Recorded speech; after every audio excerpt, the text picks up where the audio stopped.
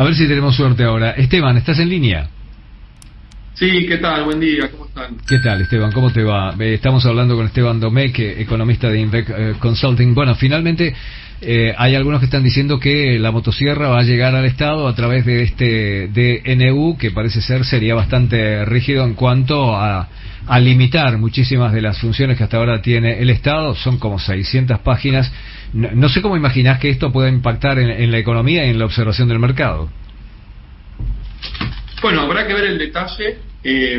Siempre es interesante pensar la economía argentina, que está con un cuadro ya de 12 años de estancamiento estructural, y gran parte de este escenario de estancamiento tiene que ver con un escenario de enorme presión fiscal, de muchísima burocracia, de muchísimos controles, de muchísimas regulaciones. Así que creo yo que todo lo que sea en pos de empezar a sacarle los pies de encima al sector privado para empezar a dejarlo producir, invertir, avanzar, generar empleo de calidad, me parece que va a ser una buena señal. Argentina tiene que encarar en estos primeros momentos de la gestión de Javier Milei, yo diría, dos procesos en simultáneo. Por un lado, un programa de estabilización que tiene que ver con atender el problema de la crisis cambiaria e inflacionaria que tiene la Argentina, y por otro lado tiene que encarar todo un set de reformas estructurales que permitan a la economía argentina encarar un proceso de recuperación que pueda ser sostenido en el tiempo, cosa que no sucede desde hace más de una década. Así que en ese sentido, con muchísima expectativa, habrá que ver el detalle del alcance de todas estas medidas que va a tener el DNU en términos de cómo empieza a descomprimir y destrabar el accionar en el sector privado. Quiero sumar a mi compañera Julieta Rumi también a esta charla. Juli, por favor. Hola Esteban, buen día, ¿cómo estás? Hola Julieta. Comentaba más temprano que en principio ayer, que fue el primer día después de la baja de tasas, el mercado pareció convalidar estas medidas porque no hubo un aumento desmedido ni del dólar blue ni del dólar MEP, sino, digamos, se movieron pocos pesos, digamos. ¿Cómo estás vos viendo, digamos, que se hayan tomado las medidas por parte del mercado y qué podría pasar más adelante? Bueno, tanto ayer como la primera semana de gobierno, el mercado reaccionó favorablemente. Los bonos subieron fuertemente en la semana previa y también en las semanas anteriores a la asunción de Milei. Esto tiene que ver con un poco la expectativa de normalización macroeconómica y política hacia adelante de la Argentina. Las acciones también subieron, el riesgo país por ende también bajó, y la brecha se mantuvo en esa zona de alrededor del 20%, con lo cual para una primera fase en términos de la estabilización es una buena noticia. Hacia adelante habrá que ver la consistencia del programa, la credibilidad y la capacidad de ejecución para ver si la brecha efectivamente sigue en valores bajos como los que estamos viendo. En ese sentido yo creo que todavía va a faltar muchas medidas, va a faltar mucho detalle, va a faltar calibrar esta primera batería de medidas, que yo lo llamo, esto no es un programa de estabilización, es un set de medidas para atender una urgencia, y esto tiene que ver con que la carrera nominal está muy desatada, y si bien podemos decir hay buenas noticias en el frente financiero, como mencionaba recién, tal vez hay malas noticias en el arranque en el plano inflacionario. Entonces la carrera nominal está muy lanzada. Vos tenés todavía una emisión monetaria que continúa por el problema fiscal y el problema cuasi fiscal. Tenés precios hoy completamente desbocados, aumentando fuertemente. Estamos viendo datos de inflación semanal de arriba de 20-30%, con un diciembre que ya va a estar probablemente con una inflación arriba de 20%.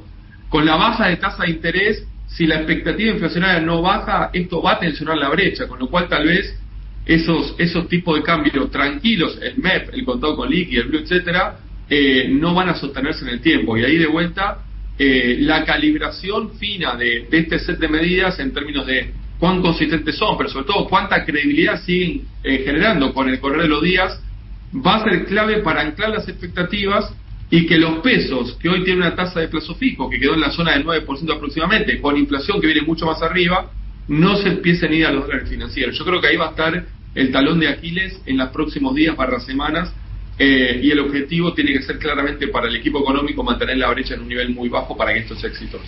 Voy a otro de mis compañeros, que es Fernando González. Fer, por favor. Sí, ¿qué tal, Esteban? Digamos que la brecha entre el dólar oficial y el resto de los dólares esté justamente en ese nivel que está ahora, ¿no? 21%. ¿Garantiza que el plan pueda dirigirse o conducir hacia el equilibrio fiscal, o son muchas más cosas las que se tienen que conseguir? No, probablemente sea una condición necesaria, no suficiente, digamos. Digo, si la brecha no va baja, la expectativa devaluatoria va a ser muy alta, la inflación no va a desacelerar.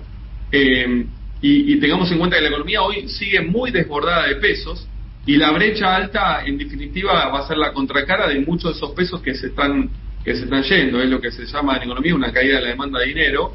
Y obviamente si la brecha está alta y la inflación no desacelera, la expectativa de un nuevo salto devaluatorio la vamos a tener a la vuelta de la esquina, llámese febrero o marzo, con lo cual claramente va a estar fracasando el intento de estabilización.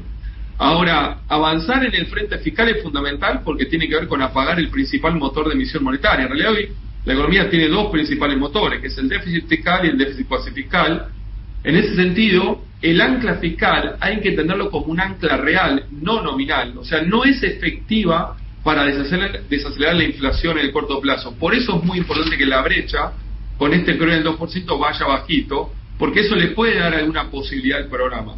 Ahora, con brecha alta, ese ancla real, el ancla fiscal, no va a funcionar en el corto plazo, y habrá que ver con el correr del tiempo, porque cada una de las medidas que tiene que ver con aumento de impuestos a las exportaciones, con la retracción de baja de impuestos a las ganancias, con el aumento de bienes personales, con la suspensión de forma de movilidad y con algunos recortes a distintas partidas, todas tienen procedimientos operativos, técnicos, restricciones legislativas, restricciones judiciales, con lo cual la búsqueda del equilibrio fiscal va a ser un proceso a lo largo del tiempo. No es que a partir de hoy ya no hay más déficit fiscal y se cierra la emisión monetaria. Por eso es muy importante que la primera fase, el ancla sea algún ancla nominal. Y ahí el ancla por excelencia es el tipo de cambio. El crawling al 2% va a poder funcionar como ancla sí, solo si la brecha va abajo, mientras en simultáneo se va avanzando en pos de conseguir el equilibrio fiscal. Entonces, están disociados temporalmente. La primera fase necesita un ancla nominal clara, ese es el tipo de cambio. Mientras tanto hay que seguir avanzando con todas estas medidas de ingresos y gastos para efectivamente terminar cerrando el déficit fiscal y que ahí aparezca el ancla real en una segunda fase. Esteban, quiero agradecer muchísimo tu tiempo. Por favor, gracias a ustedes. Un saludo. Esteban Domecq, economista de Invec Consulting.